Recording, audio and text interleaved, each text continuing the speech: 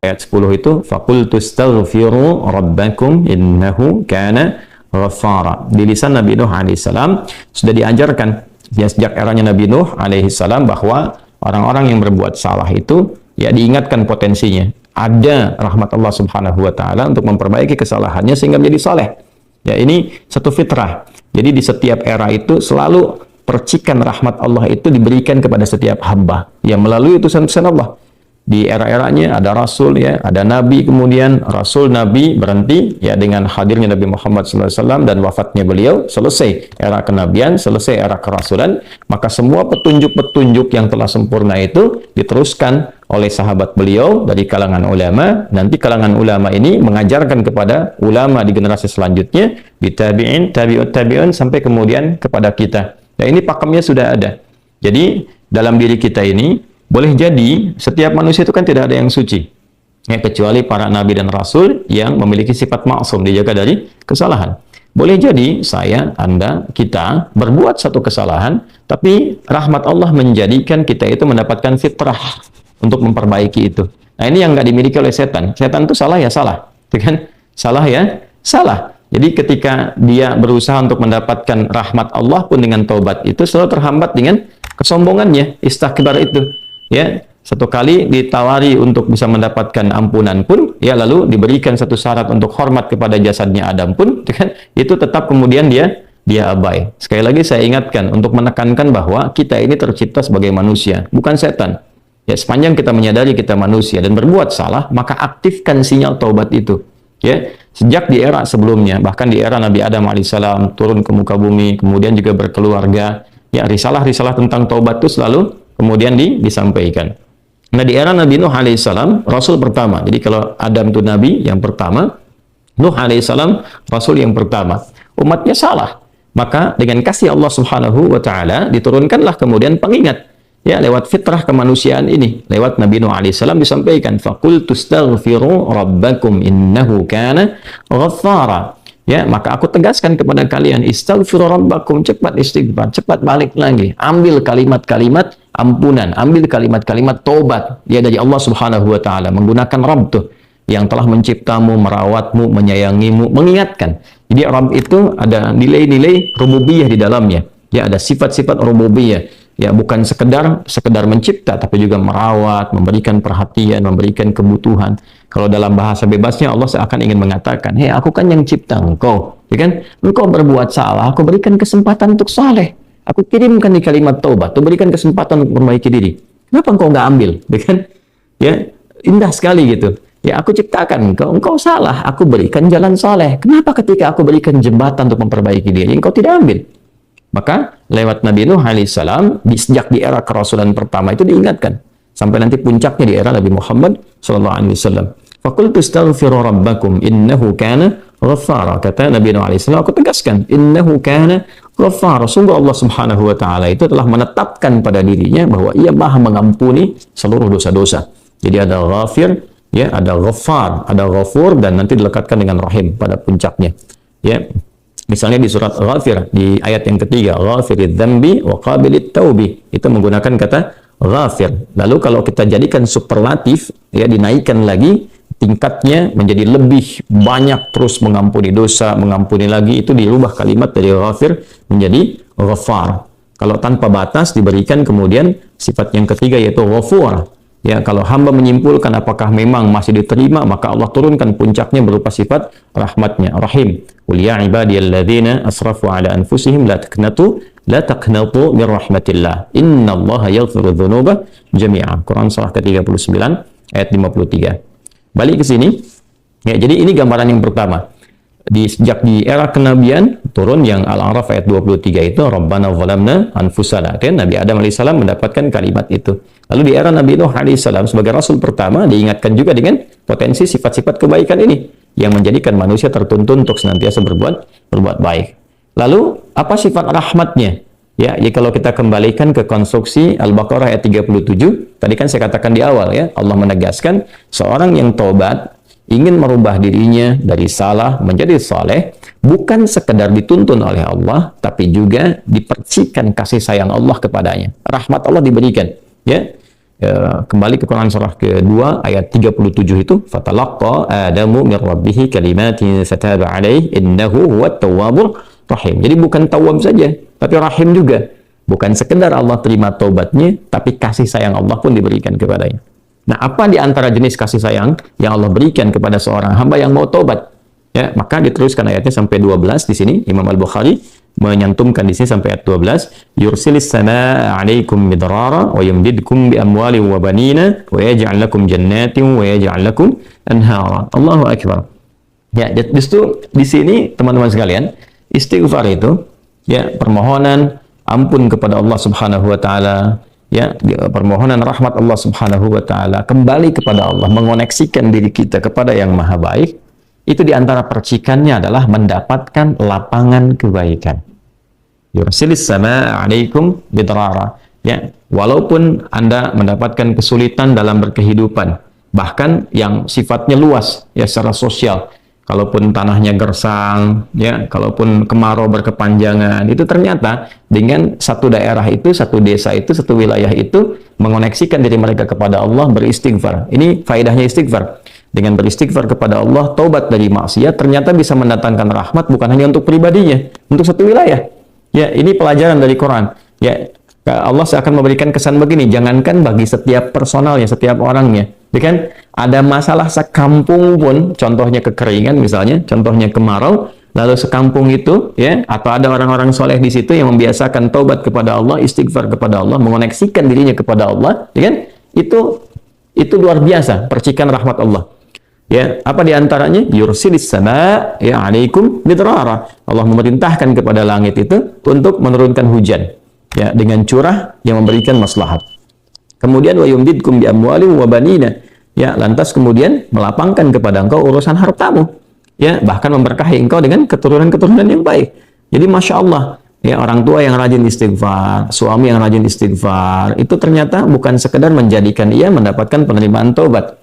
Dia berhenti dari perbuatan maksiat, usaha-usaha yang tidak baik, dagang yang tidak benar, dengan perbuatan curang, ya, perbuatan menipu, perbuatan-perbuatan yang tidak elok, korupsi, jauhi potensi itu. Disogok dia hindari, diajak korupsi dia jauhi dan sebagainya. Lalu konsisten pada kebaikan dan dia isi dengan istighfar. Astaghfirullahaladzim, astaghfirullahaladzim, Rabbana zalamna anfusana wa illam taghfir lana wa tarhamna lanakunanna minal khasirin. Dia konsisten pada kebaikan itu, wa yumdidkum bi amwal. Allah akan lapangkan dia pada harta-harta yang lebih berkah. Allahu akbar. Ya, jadi diberikan kelapangan dulu pada dirinya, kemudian diberkahi hartanya. Jadi berapapun yang dia dapatkan, Allah berikan berkah padanya, sehingga dia merasakan kebahagiaan dengan harta itu. Karena ada orang yang merasa seperti kelihatan banyak, tapi tidak menikmatinya. Ya, baik itu boros, baik itu merasa kayaknya banyak tapi nggak kepake. Ya, barang-barang habis beli ini lagi, tapi memuaskan nafsunya saja. Ya, temannya ngajak begini, dia harus terpaksa beli. Kadang-kadang ngutang, atau mungkin dia dapatkan sesuatu tapi jalan-jalan yang haram, jalan yang salah. Dia tidak menikmatinya, dan ini yang paling bahaya. Ya, ini yang paling bahaya. Lawan lapang kan sempit. Jadi hartanya kayak banyak, tapi menyempitkan kehidupan rumah tangganya. Ya, hubungan suami istri jadi nggak enak, dengan anak jadi nggak nyaman. Itu ciri keberkahan biasanya. Ya, ciri keberkahan yang tidak didapatkan. Jadi kalau berkah itu dapat, walaupun terlihat kuantitasnya nggak sama dengan orang, dia 100 juta, ini 1 juta, tapi kenikmatannya luar biasa. Ya, di rumah ada kebahagiaan, hubungan menjadi nyaman, apa yang ditata itu bermanfaat, yang dimakan menjadi daging, dari daging itu terkonstruksi menjadi pengetahuan, jadi macam-macam, jadi energi, ya energinya dipakai pada kebaikan. Sebaliknya yang terlihat seperti banyak, kayaknya banyak nih, ya, tapi tidak memberikan kebahagiaan. Di rumah nggak bahagia, tidak memberikan dampak energi positif, ke ibadah jadi malas. Ya, itu ciri pertama kalau harta kurang berkah itu, apalagi tidak berkah, itu pasti menurun kesolehannya, meningkat kesalahannya. Pasti itu. Ya, jadi mulai menurun nih, sholat mulai menurun, baca Quran mulai menurun. Nah, kesalahan mulai meningkat. Makan mulai salah, minum mulai salah. Yang tadinya minum yang baik-baik, sekarang minum yang tidak baik dan sebagainya. Nanti kalau sudah begini, pasti hubungan di rumah tangganya pun nggak akan jadi baik gitu. Ya, dan itu akan terbawa dalam kesempitan. Nah, cara untuk mengatasi itu, ini balik ke Quran surah surah Nuh tadi di ayat 10 sampai dengan ayat 12. Kalau kita menyadari kemudian itu salah, lantas ingin memperbaiki diri, kembali kepada Allah, perbaiki diri kita, ya, lalu mengingat Allah, menyesali apa yang telah dilakukan, berjanji untuk berbuat baik, itu tidak tanggung apa yang Allah jawab. Ya, kalaupun ada satu kelapangan yang tidak berkah tadi, diganti oleh Allah, dihilangkan yang kurang baiknya, dilapangkan dengan yang baik-baiknya. Lalu setelah itu dijaga keluarganya. Jadi memberikan kesan bahwa ada hubungan yang korelasi secara langsung antara harta dengan keluarga, dengan anak keturunan. Jadi hati-hati, saya ingatkan kepada para ayah, pada saya pribadi dan kita semua, jangan sampai membawa yang haram ke rumah. Sekali lagi, jangan sampai membawa yang haram ke rumah. Jadi kalau istri sudah memasak itu di dapur, menjadi makanan, dikonsumsi oleh anak-anak jadi daging, ya, dikonsumsi jadi daging nih, itu jadi karakter. Ya, itu sudah fitrah, sudah umum begitu. Jadi kalau dia baik, akan membentuk kebaikan. Kalau nggak baik, akan merubah ya, pada keburukan. Kontrolnya susah di situ. Ya, sangat sulit sekali. Nah, caranya tadi kembali kepada Allah, tinggalkan yang kurang baik tadi, nanti Allah rubah. Ya, cara dia mendapatkan harta itu, walaupun awalnya terlihat nggak nyaman, karena kan merubah diri, mengeluarkan yang kotor dulu. Ya, ya kalau terlalu banyak kotoran, mandi kan ya agak cukup pekat tuh mandinya, bersihkan lagi, terasa nggak seperti biasa. Tapi setelah dibersihkan semua jadi enak kan? Nah, itulah agama begitu, dibersihkan yang kotor itu kayaknya awalnya nggak enak, tapi kemudian hati jadi lapang. Yang diberikan kelapangan hati dulu. Ya, begitu hatinya lapang, baru nanti Allah buka jalan. Ya, setelah hatinya lapang, bagus, dan dinilai baik ini punya kemampuan untuk bertindak dan mengelola apa yang didapatkan, dilapangkanlah rezekinya, karena dia sudah dinilai pandai untuk mengelolanya. Setelah itu diperbaiki keturunannya. Ya. وَبَنِينَ وَيَجْعَلْ لَكُمْ جَنَّاتٍ وَيَجْعَلْ لَكُمْ أَنْهَارًا. Bahkan setelah itu dibikin kaya lebih dari sebelumnya.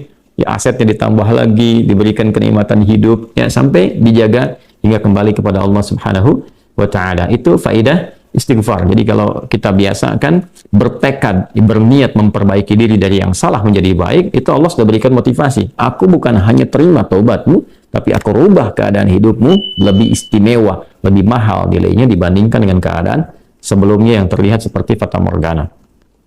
Kemudian dikuatkan dengan Quran surah ketiga Ali Imran ayat 135, ya. Di sini disampaikan Allah Subhanahu wa taala berfirman, a'udzubillahi minasyaitonir rajim. Bismillahirrahmanirrahim. Walladzina idza fa'alu fahishatan aw zalamu anfusahum ini dzakarullaha fastaghfaru lidzunubihim wa may yaghfiru dzunuba illa Allah wa lam yusirru ala ma fa'alu wa hum ya'lamun. Di highlight di sini di firman Allah Subhanahu wa taala, dzakarullaha fastaghfaru lidzunubihim. Ya, yaitu orang-orang yang mendapatkan rahmat Allah Subhanahu wa taala itu. Jadi ini korelasinya dengan ayat 133. Jadi ayat 133 itu Allah Subhanahu wa taala berjanji bagi orang-orang yang menyegerakan istighfar. Jadi ingat dosa hari ini nih. Sekarang misalnya malam nih, kita ingat ada dosa yang dikerjakan. Lantas ketika ingat itu istighfar. Istighfar, minta ampun sama Allah, gitu kan? Itu menyegerakan sesuatu tanpa jeda disebut dengan sara'a. Ya, sara'a. Jadi ada sa'a, ada sara'a. Kalau sa'a itu menyegerakan sesuatu dengan persiapan. Ya, makanya besoknya ada Jumatan menggunakan sa'a. Fas'au bukan fasari'u. Ya, ya ayyuhalladzina amanu idza nudiya lis-salati min yaumil jumu'ati fas'au bukan fasari'u. Fas'au itu Quran surah Al-Jumu'ah. Ya, Al-Jumu'ah di ayat yang keberapa? Ayat 9, kan? Allah menyampaikan fas'au ila dzikrillah. Bersegera, tapi siap-siap dulu. Mandi dulu, pakai wangian dulu dan seterusnya. Tapi kalau dia bersegera cepat, nyaris tanpa jeda, itu menggunakan sara'ah. Sehingga guru-guru mengatakan bisurah, cepat, nggak usah banyak jedanya, ya kan? Nah, di Ali Imran ayat 133 Allah berfirman, wasari'u ila maghfiratin min rabbikum. Kalau engkau merasa ada salah, bergegas, jangan tunda-tunda. Ya, ingat malam ini, jangan tunda besok. Gimana kalau kemudian tengah malam meninggal? Ya, segera istighfari. Nah, orang yang menyegerakan istighfar saat ingat kesalahan, apa yang didapatkan? Wa jannatin arduhas samawati wal ardu uiddat lil muttaqin. Maka orang ini akan diberi harapan oleh Allah, ya, diperkenankan untuk memohon, bahkan ketika pulang disiapkan surga untuknya seluas langit dan bumi. Dan itu bagian dari sifat takwa. Jadi takwa itu bukan sekedar amar ma'ruf. Saat Anda ingat sholat, Anda ingat puasa, ingat baca Quran. Tapi takwa juga ada bagiannya nahi mungkar. Saat Anda ingat salah, lalu Anda taubat. Ya, saat Anda ingat salah, Anda pengen jadi soleh. Saat Anda ingat maksiat, Anda ingin taubat. Itu bagian dari takwa. Nah, bagaimana kemudian cara mengimplementasikan itu semua? Nah, ini poinnya. Ya, walladzina idza fa'alu fahishatan aw zalamu anfusahum dzakarullaha fastaghfaru lidzunubihim. Itu orang-orang. Ini menggunakan, sering diterjemahkan dengan orang-orang yang, gitu kan? Walladzina, alladzina disebutkan 1080 kali dalam Al-Quran setidaknya. Yang mencakup semua tanpa batas. Laki-laki, perempuan, besar, kecil, tua, muda, punya jabatan, tak punya jabatan, semua tanpa kecuali. Artinya, semua orang dengan keadaannya berpotensi berbuat salah. Ya, kecuali tadi Nabi dan Rasul yang punya sifat maksum. Ya, Allah jaga dari kesalahan. Kita yang bukan Nabi, bukan Rasul, itu berpotensi salah. Apapun profesinya, apapun jabatannya, apapun tugasnya, berpotensi salah. Ya, pun demikian termasuk saya. Pasti salah, pasti. Nggak ada yang nggak salah. Jadi kalau ada yang mencari kesalahan, misalnya saya pribadi, pasti menemukan. Pasti. Dan percuma mencari kesalahan manusia. Karena pasti ditemukan. Ya, dan ini catat yang paling penting. Hindari mencari-cari kesalahan itu, karena kita tidak tahu bahwa mungkin ketika seorang divonis salah itu, dia sudah mengistighfari, sudah mentaubatinya. Ini poin besarnya. Hati-hati gitu ya, hati-hati. Karena itu Nabi selalu menganjurkan mencari kebaikan orang, menyebutkan, meneladaninya, alih-alih mencari kesalahan seseorang. Ya kenapa? Karena pasti ditemukan. Tapi yang tidak pasti itu, kita nggak bisa memastikan orang itu sudah taubat atau belum. Yang paling bahaya adalah mencela orang, mencari kesalahan orang, mencaci orang yang sudah dia taubat dan taubatnya diterima orang, diterima Allah Subhanahu wa taala. Hati-hati ya, mencari kesalahan orang, mencela orang, ya kan? Yang dia sudah mentaubati kesalahannya dan taubatnya diterima oleh Allah Subhanahu wa taala. Allahu akbar. Itu azim, itu, hati-hati ya. Ya, sesuatu yang besar sekali dosanya di sisi Allah Subhanahu wa taala. Nah, ini kembali ke sini, ketika seseorang dia sadar berbuat salah, dia salah. Alladzina, semua orang potensi salah. Ya, idza fa'alu fahisyah, ketika dia berbuat fahisyah. Ya, fahisyah itu pernah saya sampaikan ya, turunannya nanti fahsya namanya. Jadi sifat kesalahan yang muncul dari syahwat. Ya, mohon maaf, zina, pornografi, porno aksi, kata-kata jorok, kata-kata kotor dengan semua bentuknya. Baik itu di media sosial, digital, ataupun juga di praktikal yang nampak secara fisik misalnya, itu jelas salah, jelas dosa. Ya, al-zalamu anfusahum, atau bentuk mungkar, menempatkan suatu bukan pada tempatnya. Ya, mohon maaf, ya, mencuri, merampok, membunuh, ya, korupsi, hoax dan sebagainya, itu zalim, perbuatan zalim. Nah, saat seseorang berpotensi salah, ya, dari fahsya dan mungkarnya, dia berbuat perbuatan dari dorongan syahwatnya atau mungkar, dari keinginan nafsu perut dan akalnya, dia berbuat yang salah, lalu zakarullah, dia ingat Allah. Nah, ini poinnya. Ini menarik sekali nih. Ini menarik sekali. Kok lanjutan ayatnya zakarullah? Bukan dia sadar bahwa dia itu telah berbuat salah. Kenapa zakarullah? Ini poinnya. Ya. Karena Allah ingin selalu menautkan sifat seorang hamba menjadi baik itu dengan rahmatnya. Ini poinnya. Jadi kalau bukan rahmat Allah Subhanahu wa taala, mustahil kita bisa mengarah pada kebaikan. Allahu akbar. Ya, lillah karena Allah. Lillah karena Allah. Ya, jadi orang-orang yang bertaubat dengan merasakan rahmat Allah itu beda. Dengan sekedar dia pengen memperbaiki, lain rasanya, lain. Ya, jadi kalimat zakarullah itu mahal sekali. Jadi ingin memberikan dampak kesadaran kepada kita bahwa Allah tuh nggak ninggalkan kamu. Ya, Allah tahu kamu salah, tapi sepanjang nyawa kamu belum sampai ke kerongkongan, kamu diberi potensi untuk taubat. Ayo taubat. Kan sering saya ungkapkan, Firaun saja, Firaunnya dikirimkan 2 nabi, Musa dan Harun. Ya, sebagai keadilan Allah, kasih Allah dan adilnya untuk memberikan hidayah. Ya, sampai titik puncak kan nyawanya di kerongkongan. Cuman sayang kan dia sendiri yang memilih untuk tidak mengambil hidayah itu. Sampai nyawanya di kerongkongan. Sampai tenggelam itu. Nah, itu sudah disampaikan informasinya, kisahnya, jejak sejarahnya sampai sekarang diabadikan supaya seluruh anak cucu Adam itu sadar jangan berbuat yang seperti itu. Ya, sekali lagi hanya setan yang tidak kenal taubat. Zakarullah, dia ingat Allah. Nah, sekarang tinggal kita mempelajari ketika ingat Allah itu apa yang harus dihadirkan. Tadi poinnya, Allah tawarkan kita bukan hanya sekedar jadi baik, rahmat dibuka, kasih sayang dibuka, kelapangan hati dibuka. Ya, makanya saya barangkali juga ingin menekankan materi-materi semacam ini, yaitu penting untuk disampaikan ya kepada saudara-saudari kita barangkali yang sekarang dengan kasih sayang Allah itu ya diisolasi di satu tempat seperti lapas misalnya, lembaga permasyarakatan. Boleh jadi itu kasih Allah untuk diperbaiki sehingga dia konsisten bisa berbuat baik saja di dalam, ya, terjaga dari perbuatan-perbuatan di luar, dikontrol supaya bisa kembali pada jalan yang baik. Dia bisa di dalam, bisa memperbaiki diri, istighfarnya enak, bisa ngaji, kadang ketemu ke masjid dan sebagainya. Kalau ini dimanfaatkan dengan baik, Allahu Akbar, Allah kasih kelapangan. Ya, walaupun mungkin tinggal di tempat yang sempit, terasa kemudian dibatasi dengan sel-sel, tapi hatinya lapang, itu luas, megah, dan jadi nikmat. Ya, orang butuh waktu untuk menghafal, butuh suasana. Anda punya tempat yang cukup ideal untuk menghafal Quran, memperbaiki diri, dan fikihnya ada kan? Dan sangat jelas sekali kenapa di antara kisahnya Nabi Yusuf alaihissalam ya diizinkan oleh Allah untuk masuk ke dalam ruang itu untuk memberikan sebuah pencerahan sehingga menemukan modelnya. Ini model orang salah yang mau jadi saleh. Bahkan setelah itu dia keluar dan diangkat jadi pembantunya raja kan, pada masa itu asisten rumah tangganya raja. Baik gitu, dari sosok yang salah ya kemudian dia tobat, mengambil petunjuk dari Nabi Yusuf alaihissalam, dia berubah jadi orang hebat setelah itu. Ya, jadi asisten rumah tangganya raja. Itu luar biasa gitu. Ya, tapi yang memilih kemudian untuk jalan-jalan keburukan, tetap bertahan di dalamnya, selesai gitu. Ya, ini tawaran sesuatu yang indah. Ya, bahkan ada juga yang terakhir ini yang paling luar biasa. Orang yang sudah mendapatkan ancaman hukuman, ya sampai kemudian juga mengakhiri kehidupannya, tapi dia mau bertobat. Ya, maka dia bisa mengakhiri kehidupannya itu dengan apa yang telah ditetapkan. Misalnya, kan kita nggak tahu garis takdir itu bagaimana. Ya, wallahu alam, tiba kemudian manusia memberikan hukuman, tapi Allah dengan kehendaknya merubah itu semua, bisa berubah. Ya, tapi kemudian kalau itu bersamaan dengan takdir yang telah Allah tetapkan, dia menjadi baik. Di Islam itu selalu ada solusi. Selalu ada solusi, dan pedomannya mengantarkan pada kebahagiaan. Itu